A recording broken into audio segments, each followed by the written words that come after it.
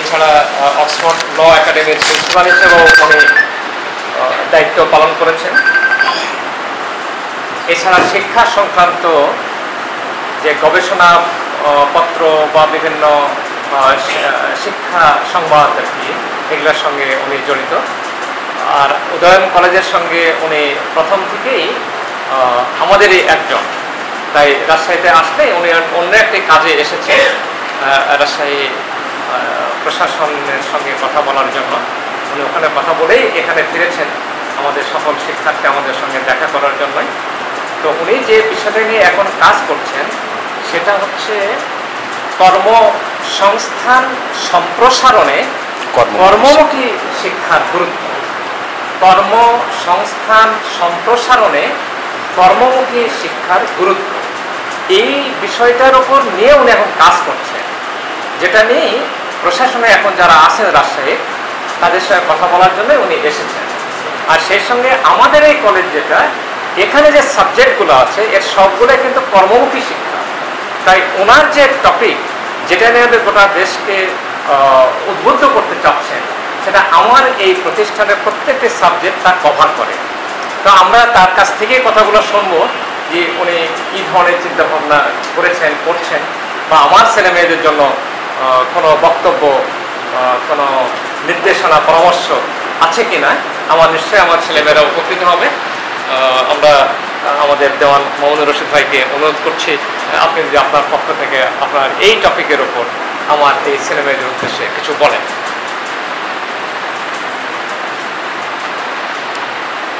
ভিডিওটা করলে আমরা এই পেজে দিতে পারবো। শুভ অপরাহ্ন, তোমরা ভালো আছো সবাই? তোমাদের সাথে কি আগে কখনো পরিচয় হয়েছে? ফার্স্ট ক্লাস মনে হয় দুই একজন। হ্যাঁ, ফার্স্ট বা সেকেন্ড ওদের সাথে হওয়ার কথা, পরে যারা তাদের সাথে ওভাবে সাক্ষাৎ হয়ে ওঠে নাই। আমাদের সাথে সবসময় একজন গ্রিন ম্যান থাকে, সবুজ মানুষ। উদয়নের সব কাজেই একজন সবুজ মানুষ থাকে। কখনো চেয়ারম্যান ডাক্তার আনিস মালিক সাহেব সবুজ মানব, কখনো আমাদের প্রিন্সিপাল মহোদয়। কেউ বলবে যে উনি অবসরপ্রাপ্ত, আমি অনেক জায়গায় বলি তিনি টায়ার্ড হননি, রিটায়ার্ডের তো প্রশ্নই আসে না, টায়ার্ডের পরে কিন্তু রিটায়ার্ড। তো তোমরা দুপুরে তোমাদের ক্লাসের ফাঁকে কথা শোনার জন্য একত্রিত হয়েছ। আমি স্যারকে কৃতজ্ঞতা জানাই যে উনি কথা বলার সুযোগ দিয়েছেন। আজকে সারা পৃথিবীব্যাপী দুটো বিষয় মানুষকে তাড়িত করে। যেই দুটো বিষয়ে তাড়িত করার কারণে এর ইফেক্ট কখনো মানব আত্মায় পড়ে, কখনো মানব মস্তিষ্কে পড়ে। আমাদের দেশে যে রাজনৈতিক বিপ্লব, তারও পূর্বসূত্র কিন্তু আমাদের কর্মসংস্থান। আমাদের কি সংকট ছিল? শিক্ষিত ছাত্র যুবকদের কর্মসংস্থানের সংকট।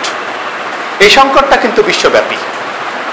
আমাদের দেশের মানুষ এক ধরনের চাকরির জন্য আসে, ইউরোপ, আমেরিকায়, চীনে আরেক ধরনের চাকরির জন্য যাচ্ছে।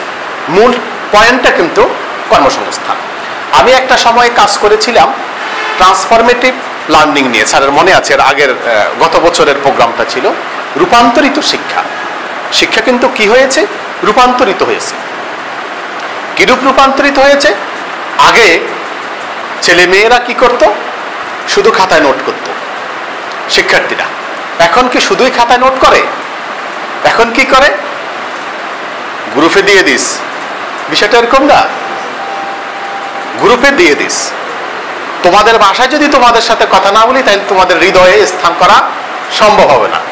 তো আমার ছেলেকেও আমি দেখি, সে ফোন করে বলে, এই দোস্ত গ্রুপে দিয়েছে। অর্থাৎ গ্রুপ শব্দটি ইনফরমেশন টেকনোলজি। এখানে ছেলে মেয়েদের সাথে, শিক্ষার্থীর সাথে, শিক্ষকের সাথে যেই একটি হোয়াটসঅ্যাপ গ্রুপ হতে পারে, এটা মেসেঞ্জার গ্রুপ হতে পারে, একে অপরের আদান প্রদানটা দিয়ে দেয়। আজকে সকালে আমি রাজশাহীতে এসেছি, বিভাগীয় কমিশনার এবং রাজশাহী সিটি কর্পোরেশনের যিনি বর্তমানে মেয়রের চার্জে প্রশাসক ডক্টর দেওয়ান হুমায়ুন কবির মহোদয়, ওনার সাথে একটা প্রোগ্রাম ছিল।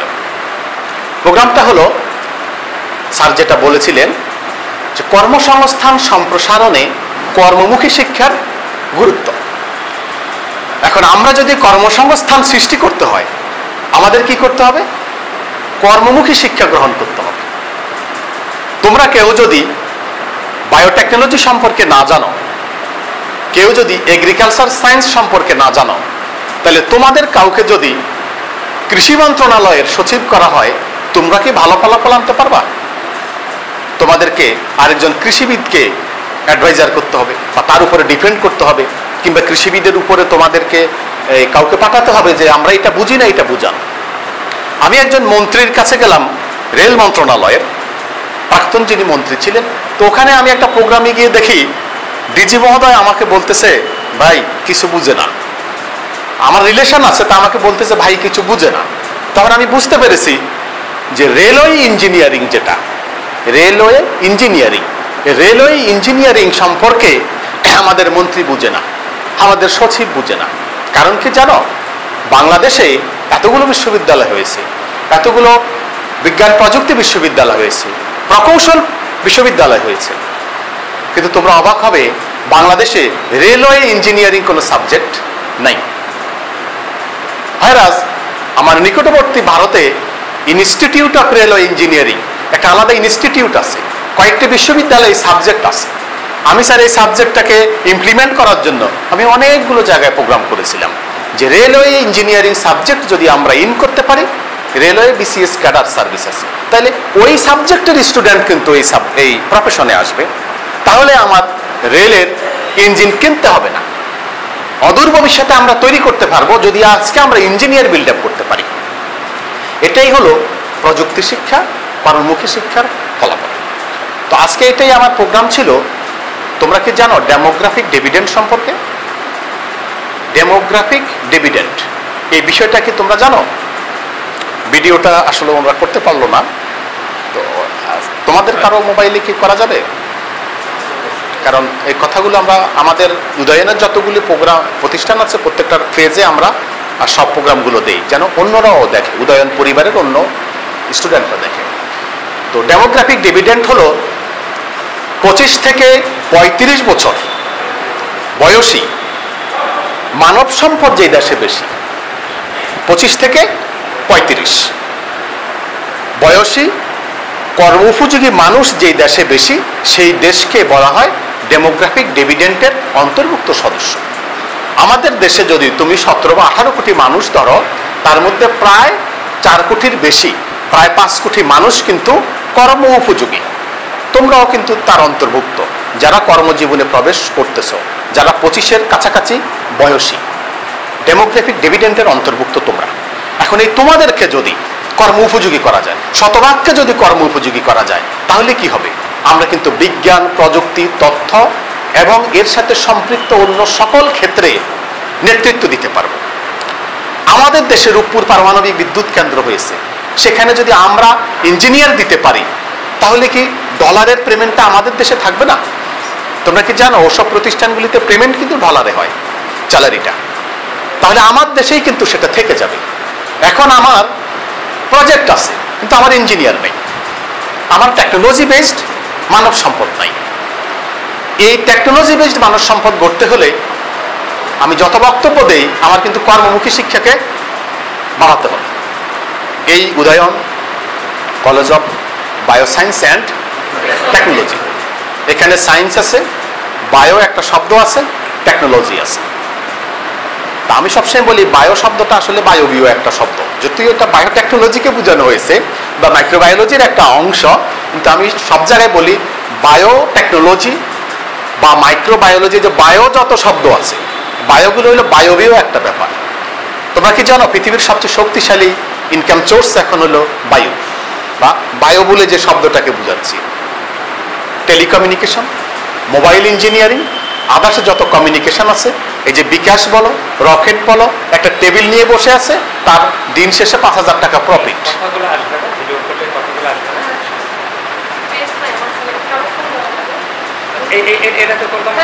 কথা বলে চাচ্ছি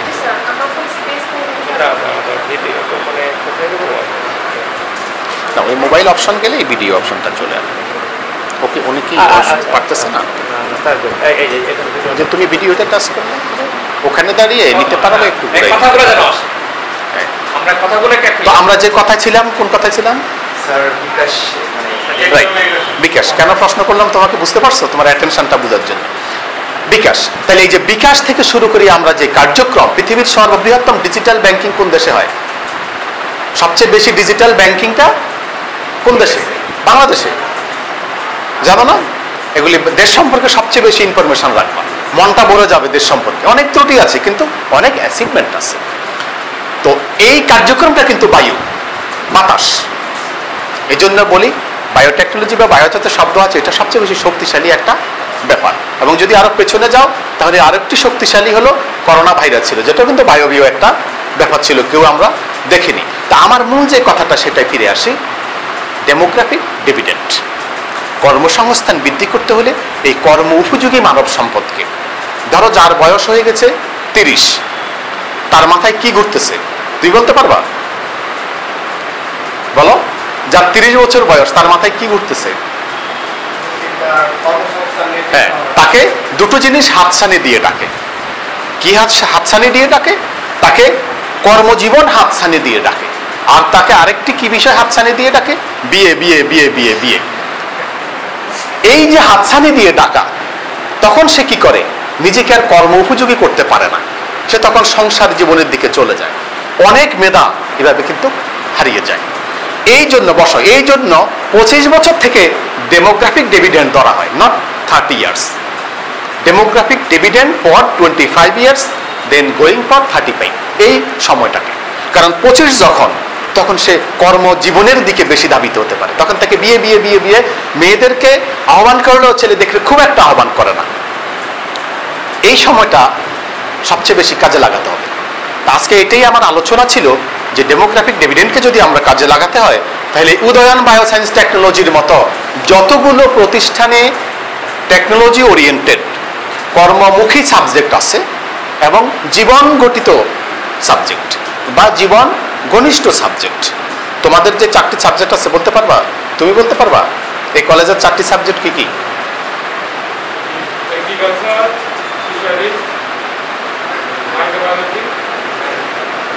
ফুড অ্যান্ড নিউট্রিশন। খাদ্য আর শক্তি ছাড়া তোমার কোনো বিজ্ঞানী সফল হবে না। খাদ্য লাগবে, শক্তি লাগবে। কৃষি, এগ্রিকালচারের সাথে ফুড অ্যান্ড নিউট্রিশন কত ম্যাচিং করে এই প্রতিষ্ঠানটা কিন্তু দাঁড়িয়েছে। তোমরা জানি না এই বিষয়গুলো ভাবো কিনা, অত্যন্ত ম্যাচিং করে কিন্তু প্রতিষ্ঠানটি দাঁড়িয়েছে। তো এরকম যত প্রতিষ্ঠান আছে সারা বাংলাদেশে, এরাই কিন্তু কর্মমুখী মানব সম্পদ গড়ে তোলে। বসো, এই কর্মমুখী মানব সম্পদ তোমার ওই ডেমোগ্রাফিক ডিভিডেন্ডের জন্য কি হবে? নিয়ামক শক্তি, নিয়ামক শক্তি হবে। তো তোমাদের কাছে দায়িত্ব থাকবে তোমরা এই প্রতিষ্ঠানের অ্যাক্টিভিটিসগুলো ছড়াবে। কারণ হলো, তুমি যাকে ভালোবেসেছো তার গায়ের রং যেমনই হোক, তাকেই যদি তুমি নিয়ামক শক্তি মনে না করো, তাহলে পাটল ধরবে না, পাটল ধরবে না।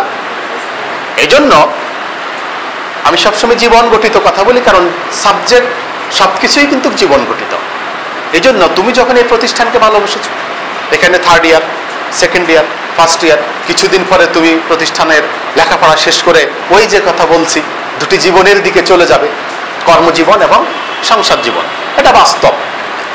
এখানে কিন্তু তোমার মাদার ইনস্টিটিউশনকে, এই কর্মমুখী প্রতিষ্ঠানটি, স্যার আপনি বসেন, এই কর্মমুখী প্রতিষ্ঠানটি স্যার যেটা বলেছিলেন, আমি যখন লন্ডন ইউনিভার্সিটিতে একটা প্রোগ্রাম অনেকদিনই ছিলাম, সেখানে নানান ট্রেনিং, এবং আমি জানি না স্যার জানেন কিনা, সেখানে কিন্তু আমরা যারা বারেটলো করি তাদেরকে ডিনার করানো হয়। লেখাপড়াটার কোনো ক্লাস নেই, ক্লাসটা কোথায় জানো? ডিনারে 12টা ডিনার করানো হয়। 12 দিন রাত্রে 12টা ডিনার। প্রত্যেকটি ডিনারে এক একজন জগৎখ্যাত ইউরোপিয়ান ব্যক্তিকে ইনভাইট করা হয়।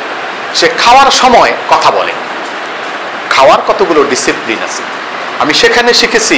বাম হাতে প্লেট থাকবে, ডান হাত দিয়ে চামচ দিয়ে দেবে। সেখানে শিখেছি একজনের বাম পাশ দিয়ে খাবার দিবে, নট ডান পাশ, খাবার দিতে হবে বাম পাশ দিয়ে। এই যে কত ডিসিপ্লিন, এ সমস্ত কিছু কিন্তু জীবনের অংশ। খেতে খেতে শেখানো, বলতে বলতে শেখানো, হাঁটতে হাঁটতে শেখানো, ওখানে সামগ্রিকভাবেই শুধু শেখানো। আমরা কিন্তু সেভাবে আমাদের দেশে ওভাবে কালচারে বড় হইনি। আমরা নানানভাবেই জীবনকে এগিয়ে নেই, কারণ আমরা কখনো ব্রিটিশ দ্বারা নির্যাতিত, কখনো অমুক তমুক মঙ্গোলীয় নানাভাবে। আমাদের বৈচিত্র্যটা 200-300 বছরের, বাট ইউরোপিয়ানদের বৈচিত্র্যটা ওরকম না, কারণ তাদের ট্রেনটা একভাবে গড়ে উঠেছে। তো এই আলোচনার মধ্য দিয়ে আরেকটা বিষয় তোমাদের সাথে শেয়ার করবো, যেটা আজকে বিকেল 3টায় আবার বিভাগীয় কমিশনার মহোদয়ের ওখানে ওই সেশনে আবার অন্তর্ভুক্ত করবো এই বিষয়টা। সেটা হলো পৃথিবী এখন এগিয়ে যাচ্ছে স্টেম। পৃথিবী কোন দিকে এগিয়ে যাচ্ছে বলতে পারবা? স্টেমের দিকে এগিয়ে যাচ্ছে। তুমি রোবোটিক্স জানো? রোবোটিক্স সম্পর্কে জানো? রোবট দেখছো? বসো। ইউরোপে এআই টেকনোলজি, যেটা এআই টেকনোলজির একটা অংশ হলো রোবোটিক্স, এভাবে আরো অনেকগুলো অংশ আছে। ইউরোপে 400 জন ব্যক্তিকে চোখের অপারেশনের জন্য বেডে শোয়ানো হলো। Robotics is the first implementation for I surgery. এটা মেমোরিতে রাখবা। রোবোটিক্স দিয়ে প্রথম হেলথ টেকনোলজি বিল্ড আপ করেছে চোখের অপারেশনে। তো সেখানে 400 জনের মধ্যে 95%ই পেশেন্ট রোবোটিক্স দিয়ে চিকিৎসা করতে আগ্রহী। আমাদেরকে কাউকে যদি রোবোটিক্সের হাতে ছেড়ে দেয় আমরা যাব? যত কথাই বলি যাব না, যত কথাই বলি আমরা যাব না, কারণ আমরা এখনো অভ্যস্ত না। কি আমার চোখ খুলে নিয়ে যাবে না, সে কি করবে? বাট তারা কিন্তু অভ্যস্ত। সেখানে 95% সাকসেসফুল হয়ে গেছে রোবোটিক্স দ্বারা অপারেশনের মাধ্যমে, এবং নির্ভুল অপারেশন। পেটে কেউ কেচি রেখে দেবে না, নির্ভুল অপারেশন। পৃথিবী কিন্তু এদিকে যাচ্ছে। তাহলে কি হবে? তুমি ডাক্তার, তুমি ডাক্তার, তুমি ডাক্তার, তোমাদের 3 জনের চার্জারি কি আর কোনো খাওয়ান আছে? চার্জারির কোনো খাবার আছে? আর তোমাদের কাছে আসবে না, কারণ পেশেন্ট চলে যাবে রোবোটিক্সের কাছে। তাহলে কি হলো? তোমরা 3 জন কর্মহীন হয়ে গেলে না? পৃথিবীতে এই কেবলমাত্র ইনফরমেশন টেকনোলজি এবং আদার্স টেকনোলজি বিল্ড আপের কারণে কি হচ্ছে? 4 ভাগের 1 ভাগ মানুষ অতি দ্রুতই কর্মহীন হবে। চেয়ার টেবিলে বসে কাজ করা মানুষগুলো না, ওদের কাজ আছে, ডাক্তারদের কাছে রোগী আজীবনই যাবে, ভিন্ন ভিন্ন রোগী যাবে, কিন্তু কর্মহীন হয়ে যাবে কিন্তু একটি ব্যাপক সংখ্যক মানুষ। পাশাপাশি ব্যাপক সংখ্যক মানুষ কিন্তু কর্মে ইন করবে। কারা কর্মে ইন করবে? তাদেরকে বলা হয় স্টেম। STEM, stem. স্টেম একটা নিউ টেকনোলজি। এই পৃথিবীতে একটা নিউ টেকনোলজি ছড়িয়ে যাচ্ছে, স্টেম। এখন বলো, তোমরা কি স্টেমের অন্তর্ভুক্ত না এর বাইরে আছো? কি নাম তোমার? শুভ। শেষ শব্দ শুভ। শুভ চিরজীবনী শুভ। বসো। কি বলেছিলাম তোমার সাথে কথাটা? আমরা কি স্টেপের মধ্যে আছি? তুমি বলতে পারবা আমরা কি স্টেপের মধ্যে আছি? আছো? বসো। আপনার স্টুডেন্টরা অলওয়েজই ইনফরমেটিভ এবং সাহসী। আছি আমরা। আমাদেরকে বাদ দিয়ে পৃথিবীতে স্টেম হবে? উদয়ন থেকে যদি আমরা ছাদ থেকে মেরে দেই, স্টেম থাকবে? এটা কৌতুক বললাম, স্টেম থাকবে। আমাদেরকে বাদ দিয়ে স্টেম হবে না। Stem is full meaning for S মানে হলো কি? সায়েন্স। টি মানে টেকনোলজি, ই মানে engineering, M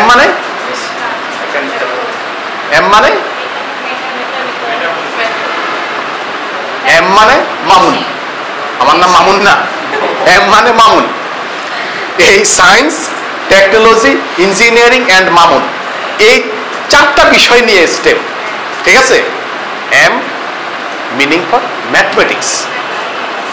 mathematics is mother of science. Mathematics সমস্ত কিছুর সাথে যুক্ত। এজন্য সায়েন্স, টেকনোলজি, ইঞ্জিনিয়ারিং, ম্যাথমেটিক্স, এই 4টি জগৎ নিয়ে স্টেম। আগামীর পৃথিবী চালাবে হলো স্টেম। স্টেম ছাড়া তুমি পৃথিবীর কোনো কিছু আগাতে পারবা না। এখন এই স্টেমের 4-5টি প্রযুক্তি। স্টেমের টোটাল স্টেম বিভক্ত হবে 5 ভাগে। কিভাবে বিভক্ত হবে? যেমন স্টেমের প্রযুক্তি, যেমন বললাম এআই, রোবোটিক্স। আরেকটি প্রযুক্তি আসবে, সে প্রযুক্তিটা হলো গ্রিন ম্যান বা গ্রিন এনভায়রনমেন্ট, সবুজ এনভায়রনমেন্ট, সবুজ মানব, যারা কাজ করতে কখনো বিরক্ত বোধ করবে না, যারা 70 বছরেও একেবারেই যুবক, যারা সব সময় দীপ্তমান থাকবে। Environment, green environment. Industry, green industry, যেখানে কোনো বায়ু দূষণ হবে না, যেখানে কোনো শব্দ দূষণ হবে না। এই ধরনের ইন্ডাস্ট্রিগুলোকে বিল্ড আপ করবে গ্রিন ইন্ডাস্ট্রি, গ্রিন এনভায়রনমেন্ট, এখানে যারা কাজ করবে তারা করবে গ্রিন টেকনোলজির মাধ্যমে গ্রিন ম্যান। এই গ্রিন প্রযুক্তিটা কিন্তু খুব বেড়ে যাচ্ছে। তোমার বায়োটেকনোলজি, সরি, এই যে আমরা যে সোলার প্যানেলগুলো দিয়ে এখন কাজ করতেছি, বায়ো এনার্জি দিয়ে কাজ করতেছি। আমাদের পটুয়াখালী আছে কারো বাড়ি? বরিশাল আছে? ওখানে পৃথিবীর বৃহত্তম বায়োটেকনোলজি একটা মাঠ বিল্ড আপ করা হচ্ছে, পৃথিবীর বৃহত্তম বায়োটেকনোলজি, যেখানে এই সবই সোলার এনার্জি এবং সোলার প্যানেলের মাধ্যমে, যেহেতু তো সাগরের সাথে বা তোমার বাতাসের সাথে কানেকশন, এটা বিল্ড আপ হলে আমাদের বিদ্যুতের অনেক চাহিদা মিটে যাবে। আমরা কি করলাম? এআই থেকে চলে গেলাম রোবোটিক্সে, রোবোটিক্স থেকে চলে আসলাম আমরা কোথায়? Green technology. এটা হলো স্টেমের 5টা প্রযুক্তির একটা, গ্রিন টেকনোলজি। চলে গেল আমাদের কয়টা টেকনোলজি? 3টে টেকনোলজি। তারপরে আমাদের আরেকটা টেকনোলজি আছে, আমাদের সেই টেকনোলজিটা হলো, আমি এখানে নোট করেছিলাম, আমাদের স্বাস্থ্য পেশাজীবী, হেলথ টেকনোলজি। হেলথ টেকনোলজি সমস্ত ক্ষেত্রে প্রয়োজনীয়। তোমরা করোনাকালীন দেখেছো আমাদের ল্যাবগুলোতে কিরকম সংকট, বায়োটেকনোলজিস্টের সংকট, হেলথ টেকনোলজিস্টের সংকট, এবং সবচেয়ে সাহসীকে নার্স, তিনি হাত বাড়িয়ে দিয়েছে যে আমাকে এই কি দিয়েছে? ভ্যাকসিন। এই আমাদের উদয়ন পরিবার কিন্তু বাংলাদেশকে লিড দেয়, তোমরা এটা জানো? সবচেয়ে বেশি নার্সিং কলেজ কার? কখনো ভেবেছ? উদয়ন। বাংলাদেশ সবচেয়ে বেশি নার্সিং কলেজ। আমি পোস্ট করলাম, পরে আমাকে এই একজন নারী, উনি কমেন্টস করছে যে আপনি ভুল আছেন। আমি বললাম যে আমি ভুল শুদ্ধ পরে বিস্তারিত লেখেন। তো সে বলল যে ওই মিরপুরে একটা প্রতিষ্ঠান আছে, তাদের সাইক, তাদের সবচেয়ে বেশি। তাই বলছে যে হ্যাঁ, তাদের সবচেয়ে বেশি সাবজেক্ট আছে, সবচেয়ে বেশি কলেজ নাই। একটা প্রতিষ্ঠানে তাদের সব রকমের সাবজেক্ট আছে, বাট ইন্ডিভিজুয়ালি নার্সিং কলেজ তাদের 3টা, আমাদের 6টা। সুতরাং সবচেয়ে বেশি হেলথ টেকনোলজি বিল্ড আপ করা হয় উদয়নের মাধ্যমে। এবং বাংলাদেশে হেলথ টেকনোলজি এই শব্দটাই শুরু করেছেন উদয়নের স্বপ্নদ্রষ্টা কে, নাম জানো? প্রফেসর ডাক্তার আব্দুল মালিক, আনিস মালিক স্যারের বাবা। তিনি কিন্তু বাংলাদেশে ফার্স্ট হেলথ টেকনোলজি ইনস্টিটিউট করেছেন। বাংলাদেশে ফার্স্ট ডায়াগনস্টিক, নার্স ডায়াগনস্টিক, 1983 সালে first diagnostic centre. Is the founder father in diagnostic centre for Bangladesh, nurse diagnostic, যেটা এখন নাই। তো এই যে হেলথ টেকনোলজি সারা পৃথিবীকে, এই স্টেমের 4র্থ পয়েন্টটা হলো কি? স্বাস্থ্য প্রযুক্তি এবং স্বাস্থ্য প্রকৌশলবিদ। ওই যে 3জন ডাক্তার বানালাম চার্জারি, এই চার্জারি যারা করবে, মানে আজকের জন্য 10 মিনিটের জন্য তারা ডাক্তার, এই চার্জারি যারা করবে চিরকালই তাদের প্রফেশন থাকবে। আমি রোবোটিক্স দিয়ে কিন্তু চোখের চিকিৎসা করতে পারলেও রোবোটিক্স দিয়ে কিন্তু সবকিছু পারবো না, সবকিছু পারবো না। ওই কাজগুলো তারা করতে পারবে। আমরা কি শিখলাম এই 20 মিনিটে? আমরা কি শিখলাম? যে আমরা যারা এখানে কর্মমুখী শিক্ষায় অংশগ্রহণ করেছি তারা কি করি নাই বলো তো? কি করি নাই? ভুল করি নাই। তারা সঠিক পথে আছে। তোমরা কি সঠিক পথে আছো? তোমরা কর্ম উপযোগী পথে আছো। তোমাদের সাথের বন্ধুরা যখন বেকার থাকবে, ওই যে বিয়ে হাতছানি দিয়ে ডাকছে, বিয়ে হচ্ছে না কারণ বেকার, মাস্টার্স কমপ্লিট করছে, এখন বিসিএস এর জন্য ঘুরতেছে। বিসিএস আজও কপালে আছে কিনা সৃষ্টিকর্তা জানে, ঘুরতেছে। বাট তখন কিন্তু তুমি চাকরিতে, তখন কিন্তু তুমি অফিসার, তখন কিন্তু তুমি জীবন সংসার হয়তো গুছিয়ে ফেলছো। এর একটাই কারণ, কর্মমুখী শিক্ষা, কর্ম উপযোগী শিক্ষা। এই জন্য তোমরা সঠিক পথে আছো। তোমরা কিন্তু তোমাদের এই প্রতিষ্ঠানকে আরো স্টুডেন্ট কি করে ভরানো যায়, আনা যায়, তাদের মঙ্গলের জন্য এই কর্মমুখী শিক্ষার দিকে নিয়ে আসবা। তাহলে কি হবে? নিজে সাকসেস হওয়ার সাথে সাথে একটি প্রতিষ্ঠান সাকসেস হবে, একটি সোসাইটি বিল্ডার হবে। মনে করবা আমি কোনো শব্দ নেই, তখন আমি আমি আমি আমি না, আমরা আমরা তোমরা, আমরা তোমরা, ফুরেল আমরা আজকে এখানে সবাই, আমরা আমাদের প্রতিষ্ঠান। আমি যদি বলি আমি আমি, তাহলে কি কোনো কিছু বিল্ড আপ হবে? আমরা এই আমব্রেলা কনসেপ্টের মধ্যে সবচেয়ে বেশি সফল হলো কারা? তুমি বলো। কর্মমুখী শিক্ষা যারা গ্রহণ করেছে বা করবে। আজকেও রাজশাহীতে প্রায় 400 শিক্ষার্থীর একটি প্রোগ্রাম ছিল কলেজ লেভেলের, যারা ইসলামের ইতিহাসে মাস্টার্স, যারা সংস্কৃতিতে মাস্টার্স, এরকম সাবজেক্ট যাদের আসলে কর্মজীবনটা একটু সংকটের। তোমার অন্য টেকনোলজি থেকে এই ধরনের সাবজেক্ট, রাষ্ট্রবিজ্ঞান, এই মাস্টার্স কমপ্লিট করার পরে কি শর্ট করে কি কোনো চাকরি পাবে? পাবে। কিন্তু নার্সিং শেষ করার আগে, বিএসসি শেষ করার আগেই কি চাকরি পাওয়া সম্ভব? পেয়েছে। বিএসসি কিন্তু এখনো শেষ হয়নি, সে কিন্তু পার্ট টাইম চাকরি শুরু করে দিয়েছে, কারণ এই সাবজেক্টটা ডিমান্ডফুল সাবজেক্ট, এই সাবজেক্টটা কর্ম উপযোগী সাবজেক্ট। এই সাবজেক্টটা কোন সূত্রের সাথে মিলবে? স্টেম, স্টেমের আওতায়। শেষ কথাটুকু এটা বলবো, স্টেমের কয়টা বললাম? 5টা। হি ইজ আওয়ার বস, আমাকে সব ইনফরমেশন দিয়ে হেল্প করতেছে এবং অ্যাক্টিভ। কি নাম তোমার? তানবীর। আমাদের পঞ্চম শব্দটা হলো কি? ম্যাথমেটিক্স তো হলো 4টির একটি অংশ, স্টেমের একটি অংশ। এই স্টেম বিভক্ত হবে 5টি প্রযুক্তিতে। এই পঞ্চম প্রযুক্তি হবে হলো কি? আমি অবাক হলাম স্যার পঞ্চম প্রযুক্তি পড়ে, গল্প যে শোনাবে, যে গল্পকার, গল্প শোনায়, মানুষকে গল্প শোনায়। হ্যাঁ, তোমরা এটা নেটে সার্চ দিয়ে দেখবে, স্টেম সম্পর্কে সার্চ দিবে। স্টেম সম্পর্কে যখন আমি এখানে নোট করে আনছি, কারণ আমি সকালে এটার উপরে বক্তব্য দিয়েছি, আবার বিকেল 3টায় আমি আরেকটা বিষয়ের উপরে কথা বলবো, গল্পকার। গল্পকার হলো এই স্টেমের 5টি প্রযুক্তির। স্টেম হলো 4টি শক্তি নিয়ে stem, science, technology, engineering, mathematics. এই 4টি শক্তি নিয়ে হলো স্টেম। এই স্টেম বিভক্ত হবে 5টি প্রযুক্তিতে। এই বিভক্তি 5টি প্রযুক্তি নিয়ে তৈরি হবে ডেমোগ্রাফিক ডিভিডেন্ড। ডেমোগ্রাফিক ডিভিডেন্ড হলো তোমরা যারা কর্ম উপযোগী মানুষ আছো তাদেরকে কর্মসংস্থান নিশ্চিত করা। রাজশাহীতে সবচেয়ে বড় সংকট কিন্তু কর্মসংস্থানের, এটা জানো? রাজশাহী সকল দিক থেকে বেস্ট, রাজশাহীতে কিন্তু কর্মসংস্থানটা ওভাবে বিল্ড আপ হয়নি, যেহেতু ইন্ডাস্ট্রিয়াল না। এই রাজশাহীকে কিন্তু তোমরাই কর্মসংস্থানে ভরে দিতে পারো। কি করতে হবে? ওই ফর্মুলাগুলো অনুযায়ী যদি তোমরা আগাতে পারো, রাষ্ট্র যদি তোমাদেরকে সাপোর্ট দিতে পারে, প্রশাসন যদি তোমাদেরকে উপযুক্তভাবে হেল্প করে, তাহলে কিন্তু এগিয়ে যাবে। এখন আসো, পঞ্চম যে প্রযুক্তি সেটা হলো গল্পকার, যে গল্প বলে।